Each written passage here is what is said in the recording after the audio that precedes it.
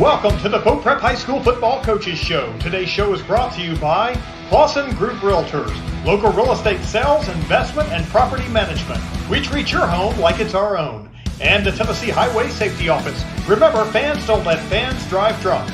Now, please welcome the host of the Main Street Preps High School Football Preview Show, Kyle Reynolds, and Pope Prep head coach, Brian Sneed. Welcome into the Coaches Show, Pope Prep Football. Great day today because Friday night was one that probably didn't quite finish the way you wanted to in the second half, but there's no such thing as a bad victory. 34-33 in overtime. Talk a little bit about that game, Coach. Yeah, so we took control of the game early, got up 24-7, and then BJ, give them credit, they start fighting back and end up tying the game with a couple minutes left. We had the ball to try to move it down into field goal range and couldn't quite get there, so we ended up going to overtime. They score on the second play of overtime, missed the extra point, which was obviously a huge play in the game, and we get down there at 4th and 9 and got to get in the end zone to stay alive, and somehow Hudson Holman and Elijah Robb make a play, and Will Arbuckle goes out there and knocks down the extra point. Price Fowler, a long snapper, who's a sophomore.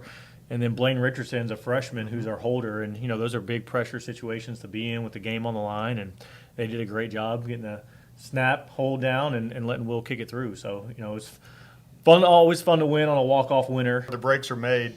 Talk about Will Arbuckle, 2 of 2, both 33-yard field goals, 4 of 4 on extra points, which in high school football is not always a given for anybody. Yep. And what he had to go out there, it's every kicker's dream to go out there and have a chance to win a ball game, and he had that chance and he delivered. Yeah, and those kicks were huge. It allowed us to stay in the game and have them tie the game at the end instead of taking the lead at the end of the game.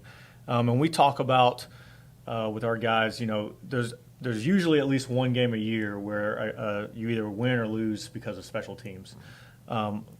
Previous year just happened to be the BGA game again, where I felt like we ended up winning that game in large part due to special teams. I think the same case could be made for this game. They had 2 missed extra points that ended up coming back and helping us secure a victory towards the end of the game. And Will did a great job with his kicks. We kind of had him on light kicking duty throughout the week just because he's battled a little bit of an injury that's kind of held him back a little bit. So. We weren't even sure how 100% he was going into it, but he did a great job. He did a great job on our kickoffs, too, getting the ball down there, placing some pop-up kicks where we wanted it when they were kind of overplaying the deep kicks. And we ended up getting a takeaway on that as well. And, he was out there calm, cool, and collected when the game was on the line, and that's what you want. You want to have that confidence from the kicking position for sure. Offensively, Hudson Holman, another good night, really good night, 10 of 18, 206, 2 scores. Elijah Robb, 44 carries, 245 yards, another game. He's averaging close to 200 yards a game at this point. I believe it's 180, somewhere in that neighborhood. Talk a little bit about offense. And don't forget Hudson Curley as well, another big night for Hudson, 6 catches, 116 yards. Talk a little bit about what you're seeing on offense right now and what pleased you on Friday night. Yeah, it's no different. 44 carries for Elijah. That's a lot.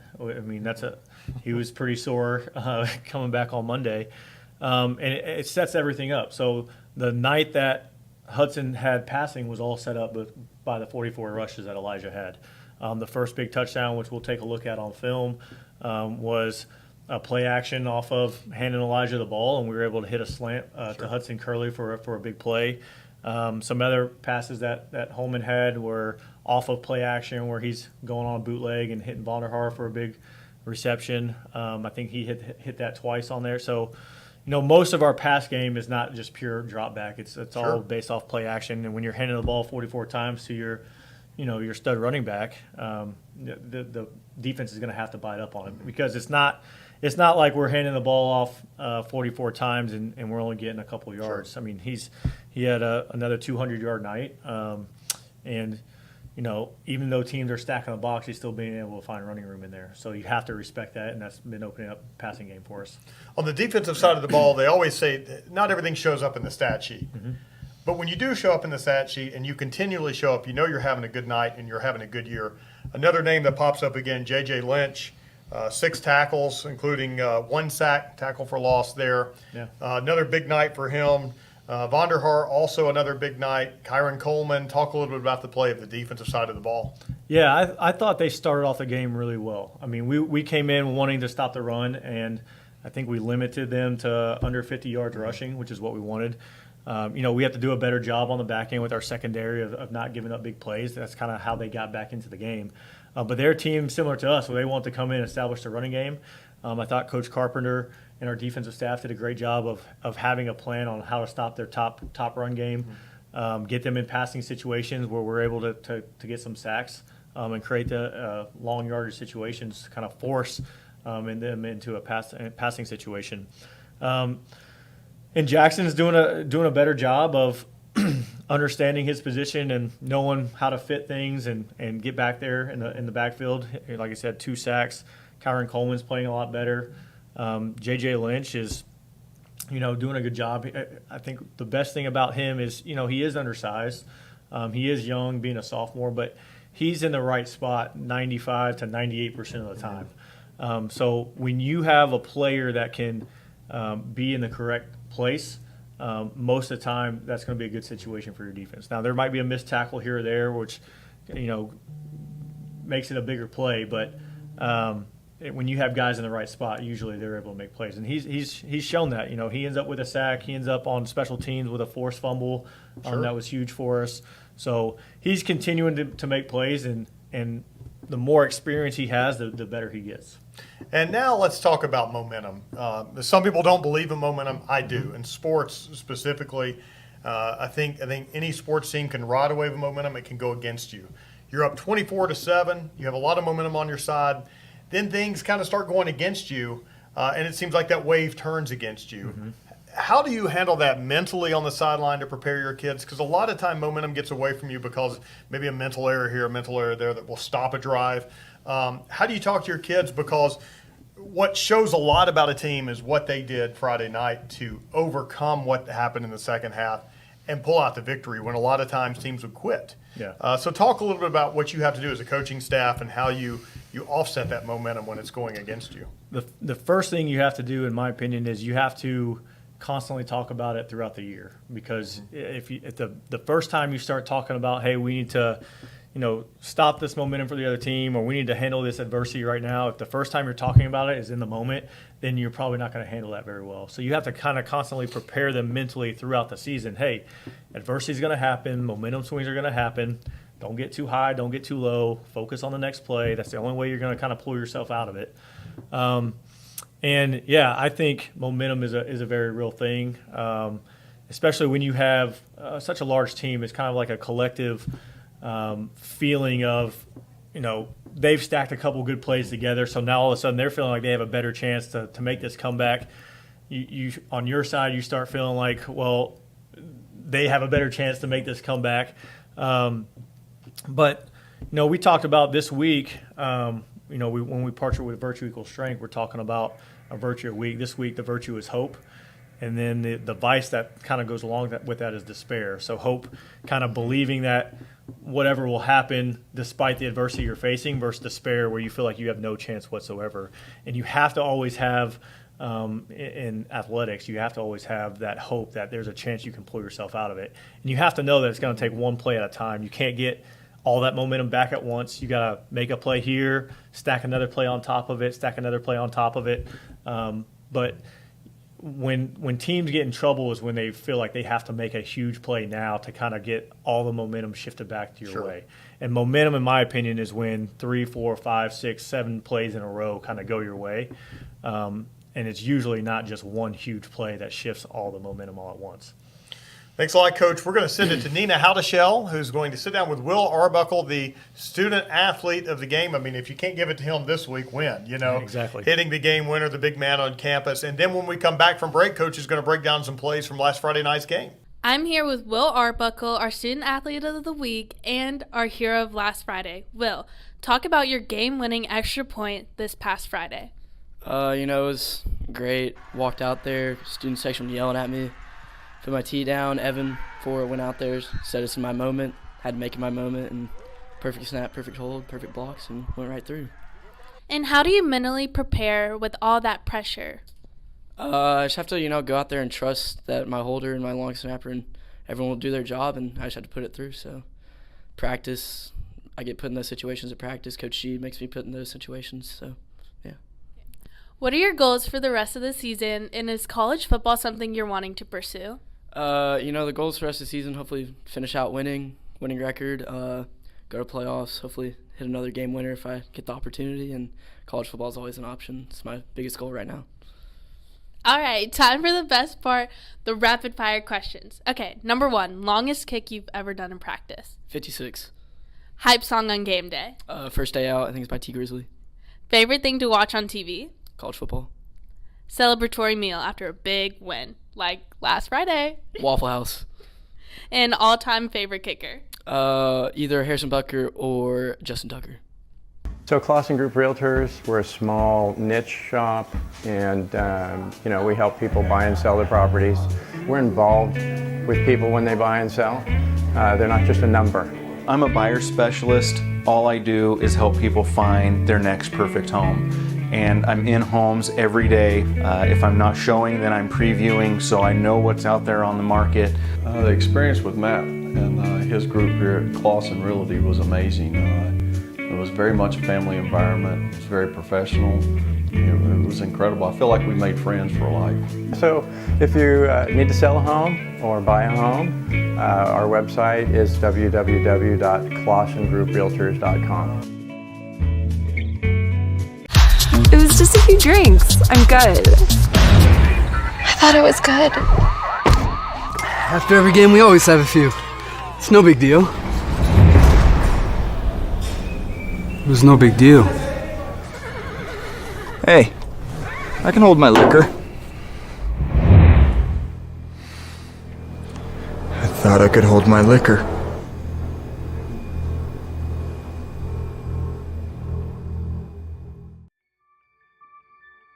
What separates us from other companies in Tennessee, that's going to be our mission to our customers, is to always improve the quality of life. That's from taking care of your pest to a friendly voice on the phone when you call, to a technician that comes out and he's competent, he's going to solve the problem for you. We're considered a full encompassing service, so we're going to take care of 50 plus different pests, and we'll always have your back. All right, we're going to take a look at some of our offensive plays last week against BGA. So this is our first touchdown of the night on our first drive.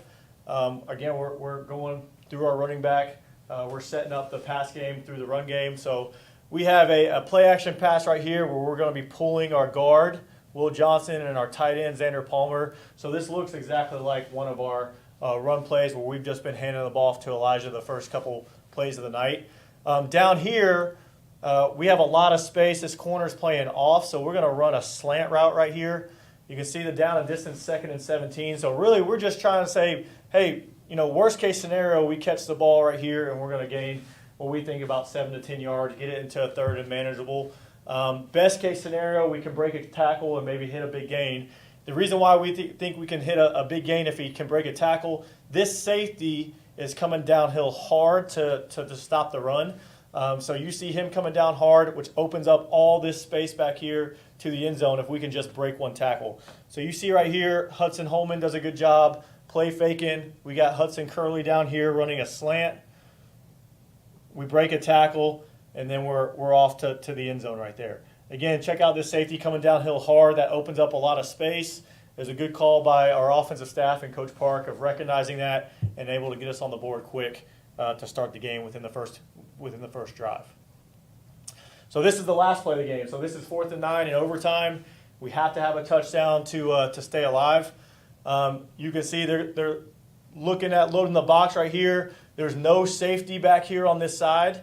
So we have a receiver, a running back, and we think we got man coverage 2 versus 2 right here. So that's the side of the field that we plan to attack on 4th and 9. Their safety's back here over top of our tight end, ready to come downhill like we just saw to stop the run game, or maybe just to cover this guy if he were to release out right away.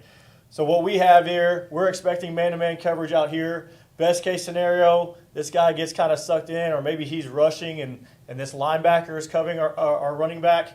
So that's what we're looking at, getting Elijah in the flat. We're going to run a slant route, really a sit route right here to try to confuse defenders, maybe have them run into each other if we run this correctly. We'll take a look right here. So what they do is this guy is responsible for the running back, the outside linebacker, and then, of course, the corner is responsible for the receiver here. So what that does is usually they rush this guy off the edge to kind of create the edge right there for a quarterback to stay in the pocket. Because this lineman is in the B gap right here, that allows our quarterback to roll out. And Hudson does a good job of rolling out, creating more space, extending the play. And what we teach our guys, if this route is not open immediately, then we're going to turn up the field and see if we can make something happen. Again, we can turn up the field because they have no safety deep back here. So Elijah does a good job. We're looking at giving the ball in the flat. If it's not open, he'll turn it up. Hudson's able to extend the play because they don't have a hard rush on the edge. And then we're able to tie the game up here in overtime with just the extra point ready to go for the win. So good job on the touch pass right there, putting it right over the top. Good job by Elijah making a play right there. Defensively, we came in wanting to stop their run game. They got 2nd and 10 right here. We know that they're still going to run the ball even if it's 2nd and long situation. Our line does a good job. We like to bring pressure. We like to walk our linebackers up. We like to slant and angle our defensive line.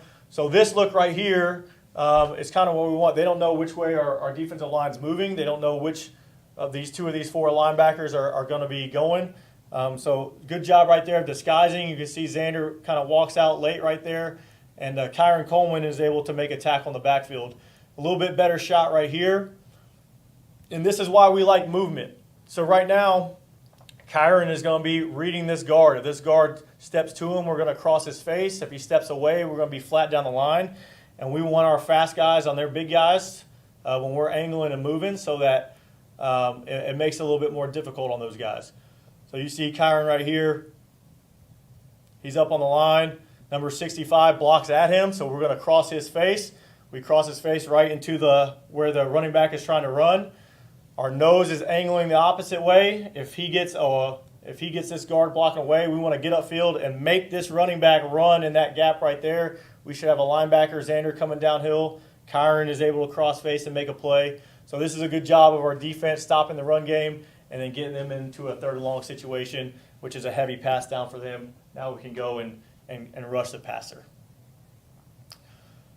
Another 2nd down right here. We do another good job of disguising. We want to kind of create some confusion up front. Right now, they got their 5 offensive linemen, their tight end, and their running back staying in to pass protect. So they got seven guys pass protecting. We're going to be blitzing 5. So they should be able to pick this up, but the disguise and the movement creates some confusion, and we're able to have Jackson Vonderhaar get back there, get a sack, again going from 2nd and 10 to a 3rd and long situation. So he's staying out here, Jackson, looking like he's going to pass drop. We have our Xander really sets us up, number 13. So he's going to cross the face of the guard. Our defensive end is going to step out, and that's going to open up the B gap right there for our outside linebacker. Again, looking like he's going to be out here pass dropping, rushes late, gets in there, and is able to come untouched to the quarterback. So a couple of plays from our offense and our defense against BGA, doing a good job of kind of setting the tone for the game at the beginning.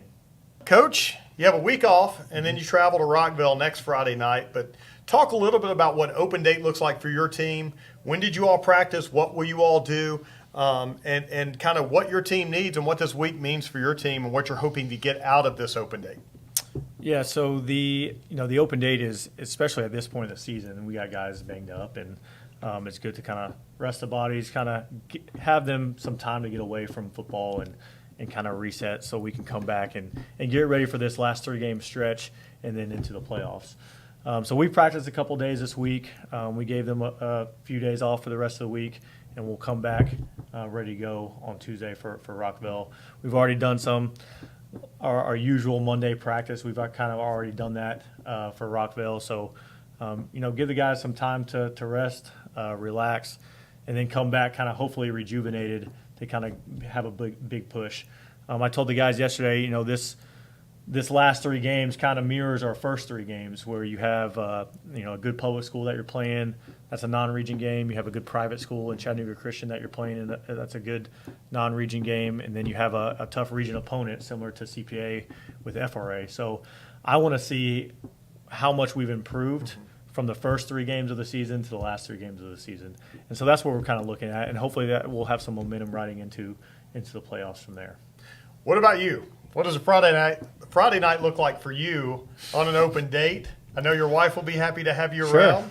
Yeah. On the weekend, anything you all will do, anything special, or just kind of decompress from the start of the season? Well, we will definitely decompress. We'll have some time more with family, and we'll take a little long weekend trip with family and extended family just to kind of, again, get away. And, my wife I got 4 young kids at home, and so my wife has kind of been holding down the fort for that during the football season. It's always a little bit tougher on her. So just to be able to spend some time without fully focus on football and kind of more focus on family is always good for us, especially at this point in the season where it's already felt like a long season with your three scrimmages and all the summer work that you've done. And so now that it's kind of winding down towards the end, and you kind of feel that drag a little bit, and the players kind of feel it. And like in my opinion, this is a perfect time for a bye week for everybody. Kind of get away from it, rejuvenated, come back and have a strong push into the playoffs. And how important is it to have a wife that, I see the wives, they're probably more stressed than you all during the games because they don't have the control that you all do. And a lot's put on them during this time of year because your focus right now is getting these other kids that are your second set of family ready for a game. Talk a little bit about the wives here and what they do for you all as coaches. And maybe earn some brownie points before you head into that long weekend. Well, yeah, you cannot be a good coach, I think, at any level without a spouse that kind of supports you and supports kind of what you're doing. And I think, my wife, Diane, I think understands the mission of what our program is about. And it really is about creating quality young men first. And then at the same time, quality football players and win football games and all that. But, we really pour a lot of time and effort into focusing on our mission of living and competing like Christ and teaching these guys on our team through football how to live a lifestyle that is going to help them get closer to Christ, going to help them be quality citizens in the world whenever they leave our program.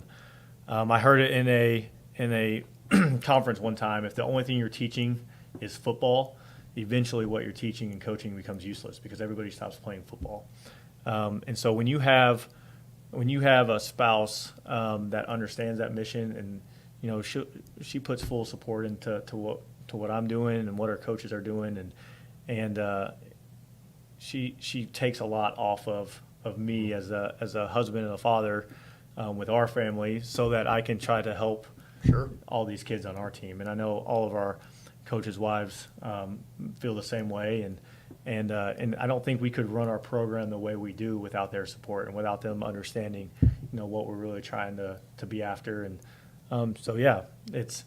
we definitely wouldn't be able to do the things that we do without them and their support at home. Excellent. We're now going to sit down with Noah Lim. Noah is a junior here at Pope Prep and is the first male golfer in over 10 years to qualify for the state, which happens next week in Sevierville. Not to leave out the female golfers, just a couple of years ago, Kennedy Adams, female won state here, but we're going to visit with Noah. And when we come back from break, my favorite thing again, we're going to break down plays, and by we, he is going to break down plays from Rockville. Watch it! Did that guy even see that girl on her bike? Just like looking for other cars before switching lanes, drivers should keep their eyes out for those traveling on bikes. When a crash occurs between a vehicle and a bike, it's the cyclist who is most likely to be injured. Give cyclists room and do not pass too closely. Riders have the same rights and responsibilities as those behind the wheel. Be aware, be alert. Brought to you by THSO, the Tennessee Highway Safety Office. So Clausen Group Realtors, we're a small niche shop, and we help people buy and sell their properties. We're involved with people when they buy and sell. They're not just a number. I'm a buyer specialist. All I do is help people find their next perfect home. and I'm in homes every day. If I'm not showing, then I'm previewing, so I know what's out there on the market. The experience with Matt and his group here at Clausen Realty was amazing. It was very much a family environment. It was very professional. It was incredible. I feel like we made friends for life. So if you need to sell a home or buy a home, our website is www.clausengrouprealtors.com. What separates us from other companies in Tennessee, that's going to be our mission to our customers, is to always improve the quality of life. That's from taking care of your pest to a friendly voice on the phone when you call, to a technician that comes out, he's competent, he's going to solve the problem for you. We're considered a full encompassing service, so we're going to take care of 50 plus different pests, and we'll always have your back. I'm here with Noah Lim. Noah, you qualified for state on Monday in a playoff. Tell me a little bit about that. Just super honored to have the opportunity to go out and play there. The guys out there, the whole team just love the sport.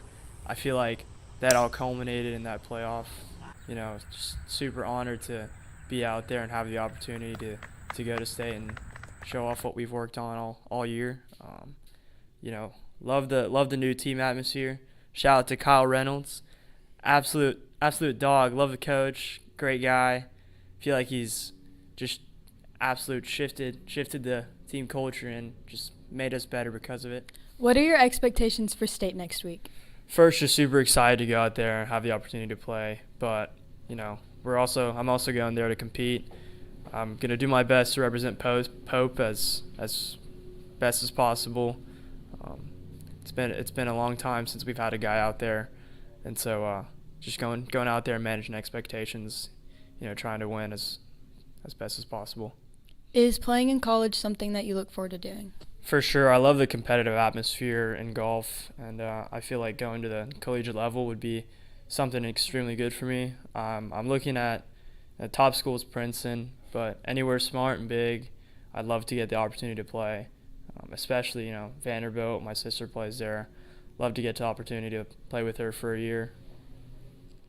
Hype song on game day. Can't Tell Me Nothing by Kanye West. Celebratory meal. Raising Cane's. Favorite golfer.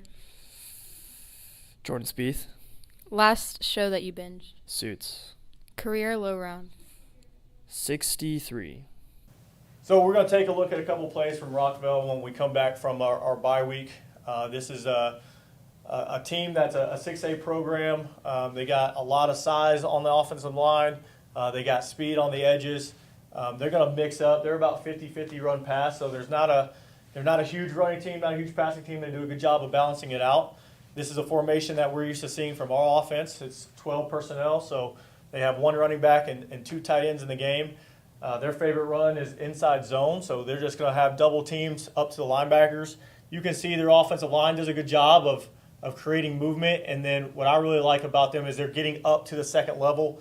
So their linemen are double teaming the defensive linemen and then getting up to the second level to the linebackers, creating the running lane for the running back to get down the field. So we have to do a good job of stopping the run game, just like every week, making sure that our linebackers are not just sitting back at 4 or 5 yards, but really attacking the line of scrimmage to slow down their run game. Again, getting them in long distance passing situations.